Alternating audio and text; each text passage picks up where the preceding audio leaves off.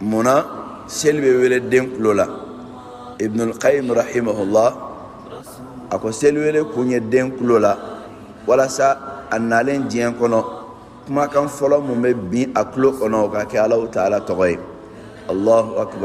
akbar o folo ka bi aklo kono no kera abe mo oka wo be ka tabuloy woni de selwele gundoy aka sega misiri yoro don aka selwele kan don atega fen kuray abulona na balikuya imbere kama selwele sunna den kulola ina fadi sai majira na choya muna alaka ka keri la kisi alinema bae amara deli alaka ande barka ya anye alako moya oduskuna alako keka misiru yorodon alako balu alako ka ko kambulu zuriya sanmawi wa sallallahu wasallam ala nabiyil karim wa alihi wa sahbihi ajma'in wassalamu alaikum wa rahmatullahi wa barakatuh.